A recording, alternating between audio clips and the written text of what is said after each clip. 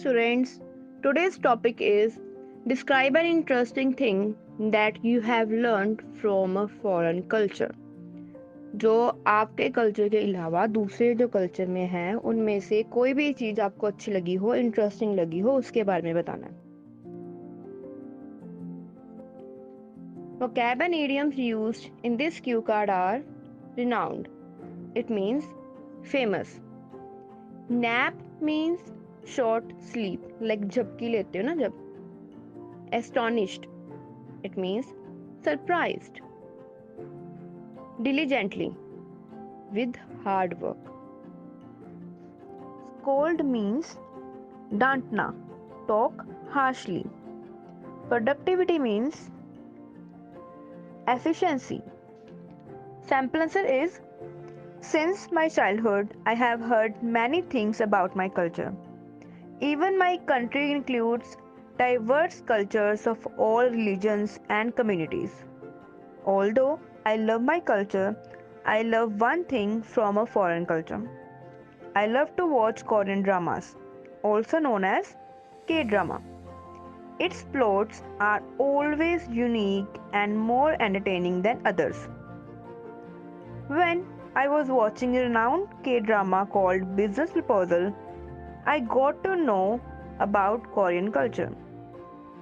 In one scene, one of the employees suddenly fell asleep in the office. When his boss saw him taking a nap, I thought the employee might get into trouble because of this. However, I was astonished to see the boss praising that employee for taking a nap. It seemed strange to me. Then I got to know that in Korean culture, it is a good sign if someone falls asleep while doing work in the office. It means that the employee worked so hard that he could not stop himself from sleeping. I don't think this thing is appreciated in my country. Here, it is not acceptable to sleep during working hours. It is quite opposite here as compared to Korea. But I found it very interesting about Korean culture. It is obvious to feel tired after working diligently. If a worker is appreciated for his hard work, he will try to give his best again. In contrast, scolding someone for feeling tired is demotivating. I believe every country should adopt this culture of Korea in order to increase the productivity of employees. तो student, इसमें मैंने बताया है Korean culture के बारे में कि starting में मैंने बताया है कि मुझे के ड्रामा बहुत देखना पसंद है ताकि मैं कनेक्ट कर पाऊँ. जैसे राइटिंग मॉड्यूल में हम लिखते हैं स्टार्टिंग में opening line, general statement. Similarly Q card में इम्प्रेसिव करने के लिए हमें बैकग्राउंड में कुछ स्टार्टिंग करने के लिए इंट्रोडक्शन में बताना पड़ता है. सिमिलरली मैंने कल्चर से कनेक्ट करते करते क्या बताया के ड्रामा के बारे में, फिर उसके बारे में के ड्रामा के कल्चर से मैंने क्या सीखा वो बताया. मैंने बताया कि मैंने मूवी में देखा, उस सीरीज में देखा कि एक पर्सन ना काम करता करता सो गया. मुझे लगा कि उसके बॉस ने उसको देख लिया, तो मुझे लगा कि ये तो बड़ी ट्रबल में फंस गया क्योंकि इसके बॉस ने देख लिया इसको सोते हुए. पर उसका बॉस तो उसकी तारीफें करने लग गया. मैं तो बड़ी हैरान हो गई, एस्टोनिश हो गई. फिर मुझे पता चला कि भाई कोरियन कल्चर में क्या होता है कि अगर कोई ऐसे काम करते करते सो जाए ऑफिस में, इसका मतलब वो एम्प्लॉय इतना हार्ड वर्क कर रहा था कि वो अपने आप को सोने से रोक नहीं पाया. कई बार हम इतना टायर्ड फील करते हैं ना, जहाँ मर्जी सो जाते हैं.